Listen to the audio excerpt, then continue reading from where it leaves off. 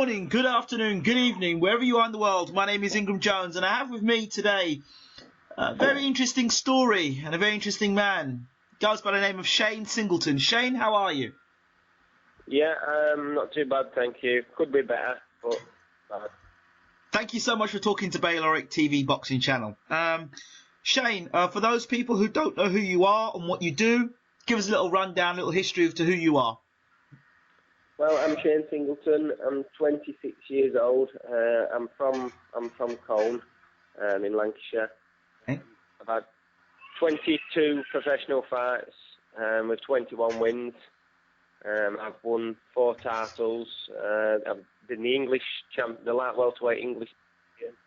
Also, I've been the WBC International Silver Welterweight Champion. A couple of British Masters and International Masters belts. And I've been boxing for 17 years since I'm 17 years old. Okay, so who's your promoter? My promoter's Steve Woods, and my coach is Collins. Okay, no problems. So I've been reading a few things on Twitter back and forth. So I understand you were going to be fighting on the undercard of David Haye's comeback. Is this correct? That's correct. Yeah. David Hayes come back at the O2 Arena tomorrow night. So tell us your chain of events, what happened, and how it all went down. Well, I got a phone call on Wednesday evening. I got a phone call. All my bags were packed, ready to be getting on the train Thursday morning. I got a phone call off my manager, Steve Woods, and explaining basically that John O'Donnell, my opponent, had pulled out. He'd been in the gym training. Yep. He'd left the gym, not said anything to anybody, but left in the gym, saying that he's pulled out of the fight, he's not having the fight, and turned off so nobody could get in touch with him. And that's where we're at for that moment in time. It stated, in a big way really, that the fight hadn't come off. With it being a British title eliminator, it were like the next step to big things. But then we was hoping that maybe David's team would keep me on the bill, as I'd sold, quite a few tickets online for my supporters, and obviously I bought tickets for my family and train tickets and everything else that cost. So I was hoping that they keep me on the bill and get a late replacement. And then we waited a couple of hours for confirmation, and I ended up speaking again with my promoter, and basically David A and the team wouldn't even let me fight for a little 6-round fight on the bill. So let me get this straight. You were meant to be fighting on the bill against O'Donnell, correct? O'Donnell, yeah. Right. That was a scheduled fight. That wasn't a late replacement. You were definitely on the bill for that fight. I was definitely on the bill. I was the undercard. I was the the one before the main event, obviously, which were David A. Everybody were blowing about my fight, basically saying it were a definite 50-50 fight, and it would steal the show. So yeah, it were a definite fight. I did take the fight with 2.5 weeks' notice. They were struggling to get achieve support, of a good 50-50 fight, and I got the phone call. Would I step in with 2.5 weeks' notice to fight John O'Donnell with a 32 at record, 30 wins? It was a massive ask, but I was 100% confident of winning, and I took it on 2.5 weeks' notice, and then I get threat like this when he. So from John O'Donnell, then you don't know why he switched off his phone, or he's not turned up to fight. Have you heard any information along the grapevine via Twitter? Well, it was said that he had flu, he had a cold. But what I can't understand about it is if he did have flu or he did have a cold, why hasn't he published it himself? Why hasn't he told his team, I've got a cold, I've got the flu, I'm not fit enough to fight? Why not publish it out on social media that he wasn't well and he couldn't make the fight, and maybe we can do it again sometime? But it turned out phone. He's been, obviously, a lot of people have been messaging on Twitter, including myself, wanting answers, and he's just not said one word back to anybody about anything. So it just seems a bit strange, really. How he's saying he's got a cold, but won't, but hasn't said anything actually himself about the situation. Okay, contractually, What are your what is you know, from Hayemaker Promotions, or what's the contract? What's the situation? Is a Hayemaker obligated to find a late replacement? Is that in the contract?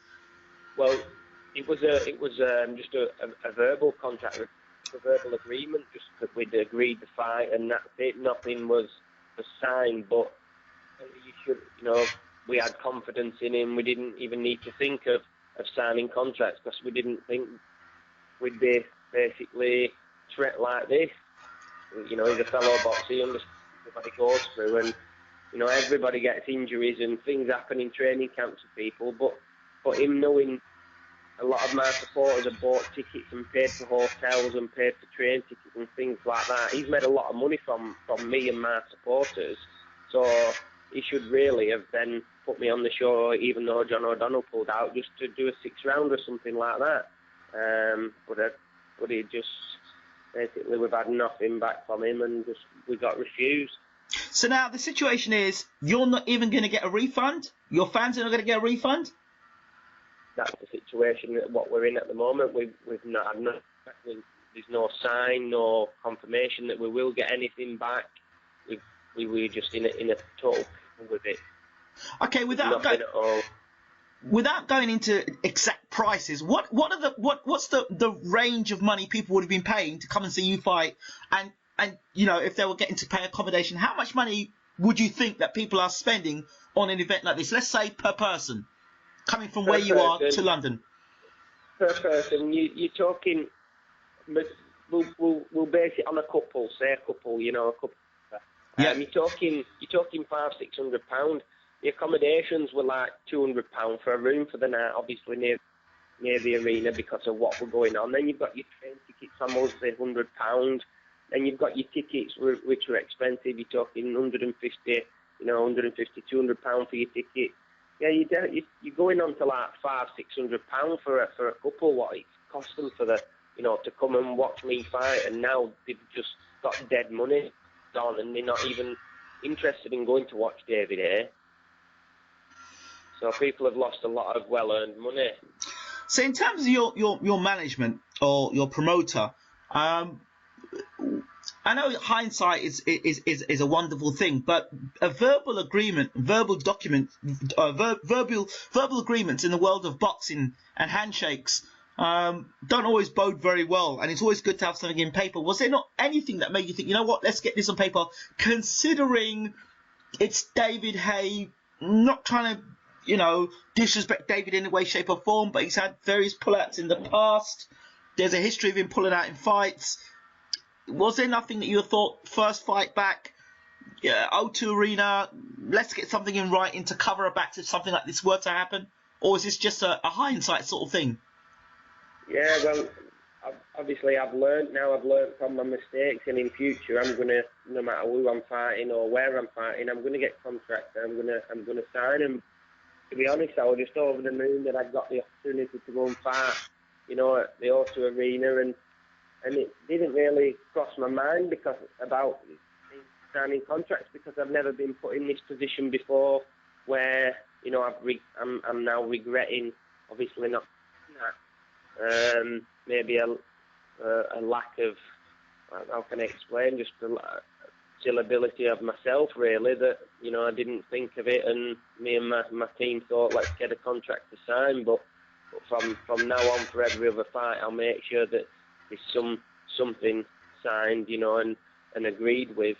You know, if opponent pulls out, maybe have it in the contract that they will get me a replacement, or you know, pay expense, pay wage, you know, a percentage of my wage, what I should have been getting, where now I've just come out with nothing and I'm to pocket myself. And is this your fight would have been under the British Boxing Board of Control, right, or not? Yeah, that's correct, yeah. So where you stand on the British Boxing Board of Control? They knew you were going to be fighting, obviously sanctioned the fight, so they must know something about this. What's their view on it? I've not had nothing back off them either, to be honest. It's a very, very funny situation what's going on. I can't get no sense out of anything. There's a hell of a lot gone on Twitter, on my Twitter, about David A and obviously John O'Donnell, and people being being tagged into the conversations and trying to get some answers, but we're just really getting nothing. We've been really, really, really badly treated. Yeah, my heart goes out to you because, contract or not, it's pretty poor, that you're in a situation here where you've put yourself out, you've got your fans together, you're going down to London to get a fight at the O2 Arena, and then find out everyone's booked themselves in for the O2, their hotels, train arrangements, family coming down, friends coming down, and then just cancelled and just like that. And it's through no fault of your own. And of course, many would say, well, okay, fair enough. O'Donnell's pulled out, late replacement, get the late replacement, even the 6th rounder, to say, all right, okay, we know O'Donnell's out, but we've got a 6th rounder going. At least kind of make your fans still feel, all right, still the trip's worth it. It's not the fight we wanted, but at least we can still soak up the atmosphere, see our guy fight, get to see David Haye fight as well, be in the O2 and enjoy a good time in London. Now it's turned into a complete nightmare. Complete nightmare, yeah, that's it. Tell you what could happen for all this, though, that you never know. There might be a law that comes out called the Singleton Law. That'd be nice. Yeah, the Singleton Law that just like they had the Bosman Law for free transfers and stuff like that, you may have the Singleton Law going to British history for boxing, and a law saying that if there is a pull out of a fight, maybe, and it's not the fighter's fault, then maybe there's some form of compensation. But I'm very sad, very upset to hear about your situation, and obviously for the fans that have come down to London, it'll probably leave a bitter taste in their mouths. So what happens now for Shayne Singleton? Sorry, say that last one again. What happens now, did you say? What happens for you now, Shayne?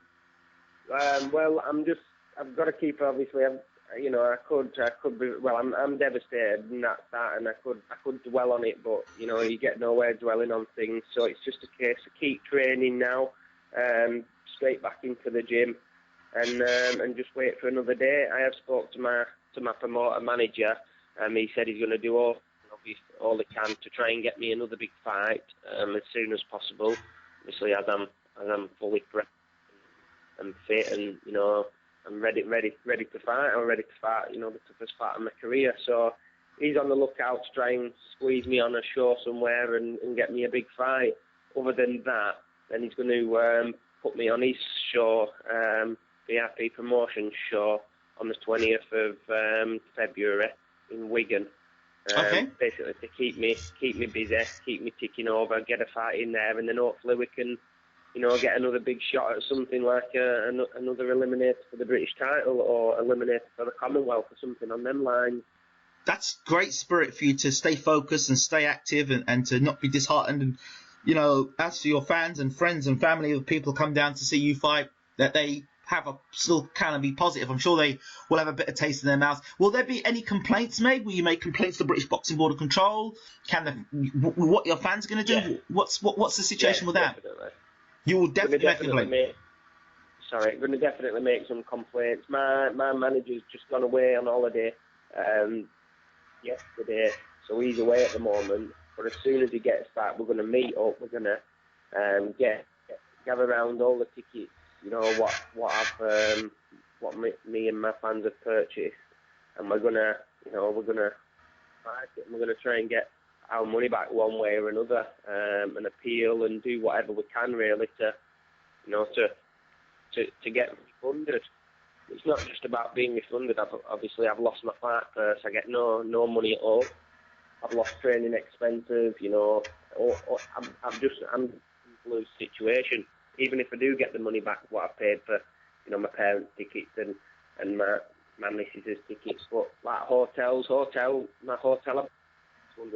and there's no way of getting a refund and stuff like that. That money's hard-earned money for somebody like me that's on the way up, trying to build my career to get to the top, so I can make good money. And really we've just been dropped like that, so it's not good. Shayne, for the boxing fans, for people to have a bit more of an idea, I don't want you to give me exact details, but how much has this cost you roundabout from training expenses to travelling to London to tickets, how much does that cost you on a personal level, roughly? You probably, if it had been a full camp, obviously over your 10 to 12 weeks, it'd have been a lot more. But I took the fight at short notice, 2.5 weeks. But I had still been training for Christmas. But you probably for what you've just explained there, for the 2.5 weeks training expenses and all the expenses of going down there, you're talking close to £2,000. Okay, wow, it's not good. It's a hell of a lot of money. To me, it really is a lot of money. You know, I can train 8 weeks and have a 6 on the small roll shows, and I don't earn £2,000 doing that. And that's for 8 weeks of hard training and dieting, 24 hours a day, 7 days a week, and it's just basically gone like that, and I've nothing to show from it. It's a hard business, Shayne, and Very. I really appreciate the fact that you've come on honestly and said what you've got to say, and that the boxing fans can hear your side of events. I'd like to be able to get an opportunity to talk to obviously your promoter as well, Steve Woods. He's on holiday now, so we try and follow that up afterwards. And it'd be also great if I could speak to somebody like a family member or friend who's been affected by this as well, to hear their version of events from a non-boxer's point of view, because this is not good. It's not good. People are being, affected. Obviously, I'm the boxer and I'm affected by it big time. But these families, these couples are paying like I said, £500, £600 for the weekend. Go and watch me fight. They've got children, they've got families that, and that money to them is obviously like money to anybody. You need money. Money's hard to get hold of, and when you've got, and houses to run and children to look after and stuff like that, and then £500 can just go like that with nothing to show from it, and really down to the Hayemaker promotions or whoever else, is to do with it, that it's ended up like this. That I believe any other promoter, bar them, would have got me somebody in to fight. These people always ready to fight, whether it was somebody nowhere near as good as John O'Donnell, or maybe somebody nowhere near as good as me, just a journeyman that's going to come to the fight, get in and tuck up and just give me the rounds, just basically. So I've still boxed. I've still earned a bit of a wage. Obviously, I would have accepted to be on a lot less than obviously I was getting for the John O'Donnell fight, which would be understandable. And then my supporters and my fans and my family still get to have that, the £500, £600 worth of the week in London. And I believe any other promoter would have done that and definitely got me a replacement in, or funded me back, or give a percentage of the wage I was meant to be on, or so if the worst case scenario were that they couldn't get anybody for me. But there's always somebody out there that is willing to take a fight at short notice. And Hayemaker Promotions, have they made any contact with you to apologise or to? Absolutely nothing at all. Not one word have I heard from any of them at Hayemaker Promotions. Not an apology, not saying, let's get the fight out of the way and then we'll deal with the things afterwards, which obviously I can understand. They'll all have a lot on. It'll be all very, with obviously the weighing and the press conferences and the fight being tomorrow. But it only takes 2 minutes out of the time to send me a tweet on Twitter, to give me a call and just say, listen, don't worry, let's get the fight out of the way and then we'll sort it out afterwards. Then everything, I'd be happy then. I know I'm getting somewhere, but I've had nothing at all from anyone on their side. Shayne, I'm so sorry to hear this. It's not good. How can people contact you on Twitter? At Shayne Sing 1, spelled SHAYNESING 1. Shayne Sing 1. Shayne, thank you so much for talking to Bayloric TV. We appreciate your time and your honesty and your openness. No problem at all. Thank you. Thank you for the call. Thank you for having me. Thank you, champ. Brilliant. Thank you.